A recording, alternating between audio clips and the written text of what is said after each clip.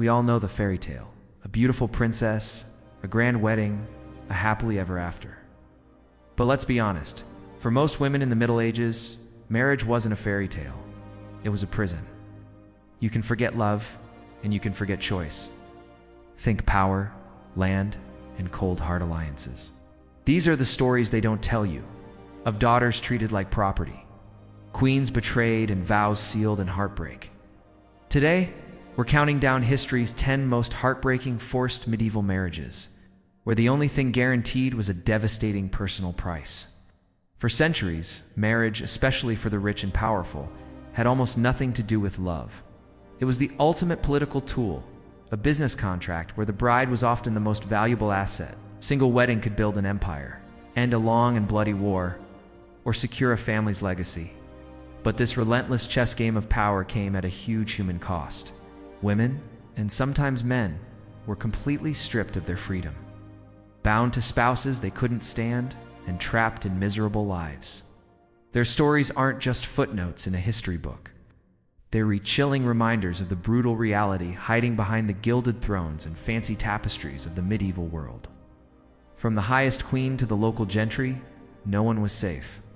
Number 10. Elizabeth Paston. The daughter who was beaten for disobedience. Our countdown begins not with a queen, but with a story that proves this cruelty wasn't just for royals. Thanks to a remarkable collection of family letters that survived from the 15th century, Elizabeth Paston was the daughter of a landowning English family. Ambitious mother, Agnes, tried to marry the 20-year-old Elizabeth off to a 50-year-old, unattractive, and sickly man named Stephen Scrope, all for the sake of a good financial match. Elizabeth refused. For her defiance, her own mother subjected her to horrifying abuse. According to a letter from her cousin, Elizabeth was kept locked away and beaten once in the week, or twice, and sometimes twice on a day, just to break her will.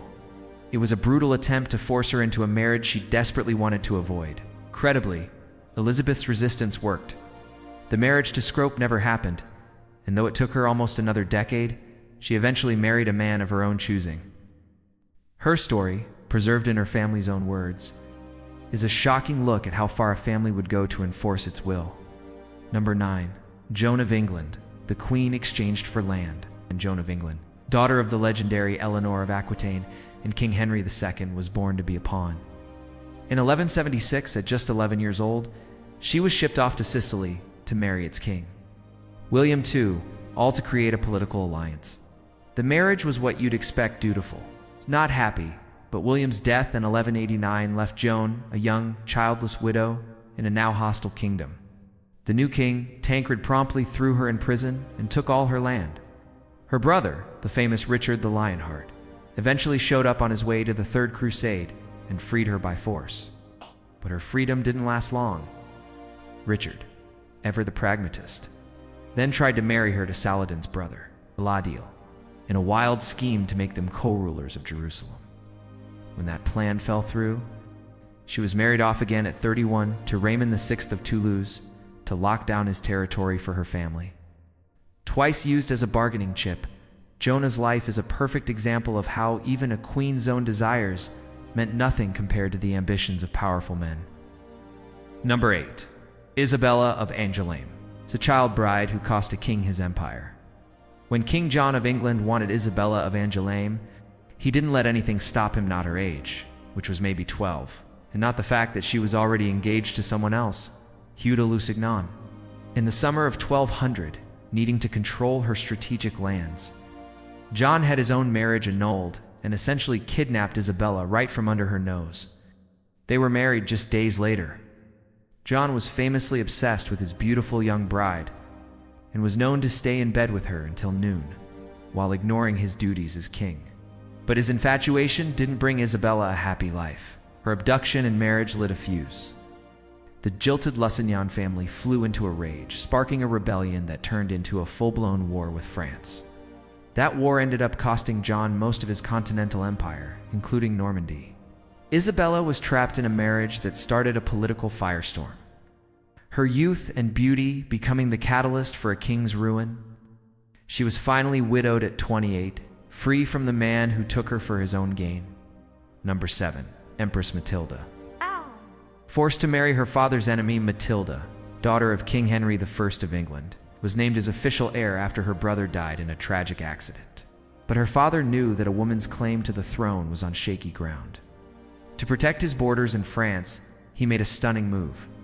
He forced Matilda to marry Geoffrey of Anjou, the 15-year-old son of his biggest rival. Matilda, a proud widow in her late 20s and the former Holy Roman Empress, was absolutely horrified. She saw Geoffrey as just a boy and from a family she despised. Their hatred for each other was instant and mutual. The marriage was a catastrophe from day one. At one point, Matilda even ran away back to her father, but he just sent her straight back to her husband. Still, even though the union was built on political strategy and pure personal loathing, it worked. They had 3 sons, including the future Henry II, who would one day take the throne Matilda was promised and start the great Plantagenet dynasty. She would never get to wear the English crown herself. Her own happiness sacrificed for a legacy she could never fully claim. Number 6. Mary, Queen of Scots, a cascade of disastrous marriages. Few royals had a more tragic run of marriages than Mary, Queen of Scots. After her first husband, the King of France, died, she returned to Scotland needing a new husband to secure her shaky throne. She chose her cousin, Henry Stuart, Lord Darnley, a man who was handsome but also violently arrogant and cruel. Their marriage in 1565 went south fast. Fueled by jealousy and ambition, Darnley grew abusive and was part of the plot that brutally murdered Mary's secretary, David Rizzio, right in front of the pregnant queen. Just 2 years later, Darnley himself was murdered in a suspicious explosion. The main suspect, James Hepburn, the Earl of Bothwell, who then abducted Mary. Historians are still fiercely divided on whether Mary was a willing participant or a victim of assault and coercion. But just 3 months after Darnley's death, she married Bothwell. This final, terrible marriage completely destroyed her reputation. It led to her being forced to abdicate her throne to her infant son and ultimately put her on the path to imprisonment and execution in England. Her life was a tragic spiral, where each marriage, whether forced or just foolish, pushed her one step closer to ruin. These stories are a brutal reminder of how personal lives were bent and broken for power. Which one of these hits you the hardest so far? Drop a comment below and let us know. Number 5.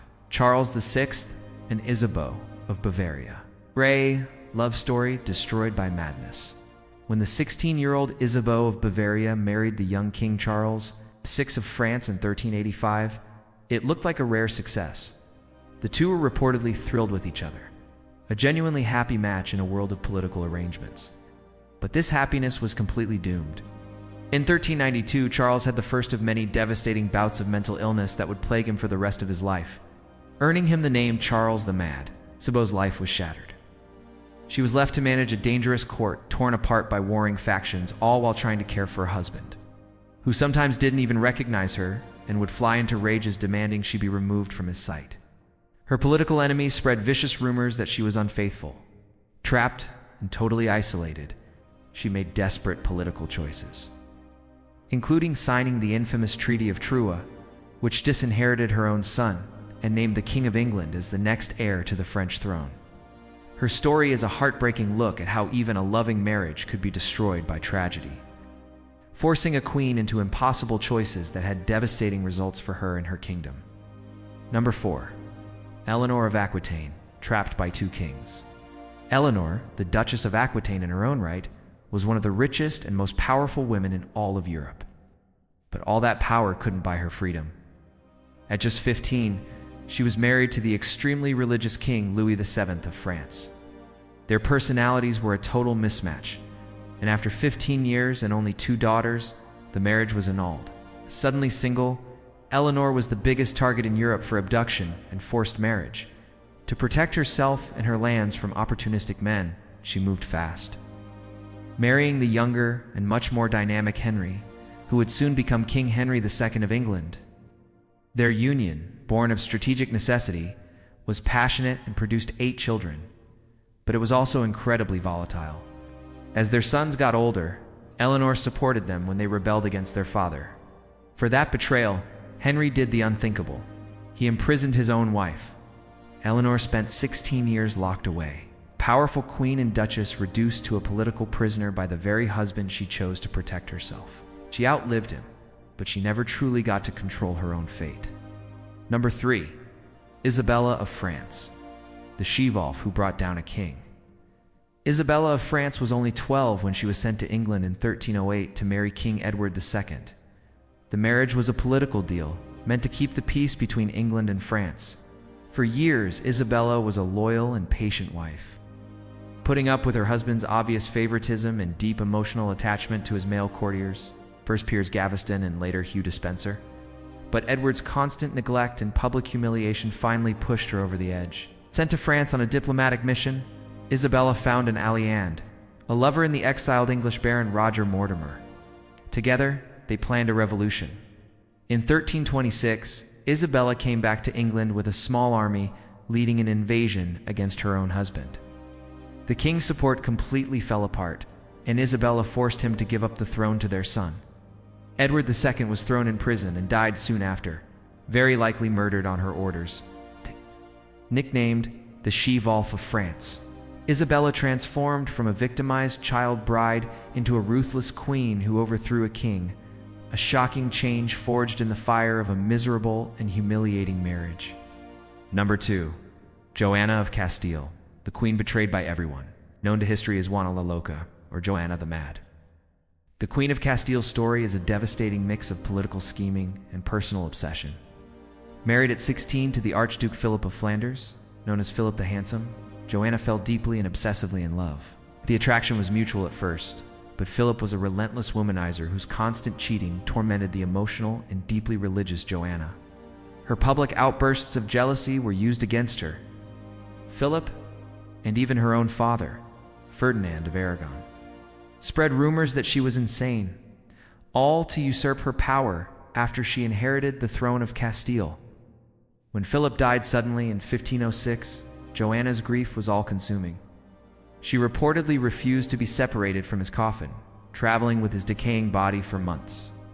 This behavior, fueled by her profound grief, sealed her fate. Her father, and later her son Charles V, used it as proof to declare her unfit to rule and had her imprisoned in a convent. She stayed there for nearly 50 years until her death, queen in name only, driven to the brink by a love that consumed her and betrayed by every man in her life. Number 1. Catherine of Aragon, the devoted queen who was cast aside. While many of these stories are about immediate brutality, the tragedy of Catherine of Aragon is a slow burn of devotion being met with ruthless ambition. Betrothed at just 3 years old, she came to England at 16 to marry Prince Arthur, the heir to the English throne. But only 5 months later, Arthur was dead, leaving Catherine a teenage widow in a foreign country. For 7 long years, she lived in limbo as a political pawn until she was finally married to Arthur's younger brother, the new king Henry VIII. For over 20 years, Catherine was a popular, pious, and devoted queen. But she failed to give Henry what he desperately wanted, a male heir. That failure was something Henry refused to tolerate. His obsession with Anne Boleyn and his desire for a son drove him to seek an annulment.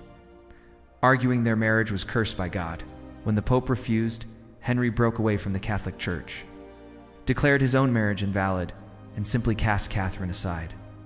She was stripped of her title as queen, separated from her beloved daughter Mary, and forced into exile within England. Through it all, she insisted until her dying breath that she was the one true Queen of England.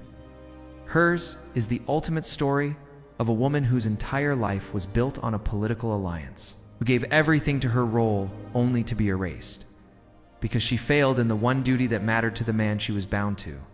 From queens who toppled kingdoms to daughters who were physically abused for defying their parents, these stories reveal the dark side of medieval marriage. They weren't romances or transactions, often sealed with tears and paid for with a lifetime of misery. These women weren't just names in a textbook. They were real people who loved, suffered, and fought back against a world that saw them as little more than chess pieces. Their legacies remind us that behind the grand, sanitized myths of history lie deeply personal and often heartbreaking truths. If you want to uncover more of the real stories from the past, make sure to subscribe and hit the notification bell. Thanks for watching.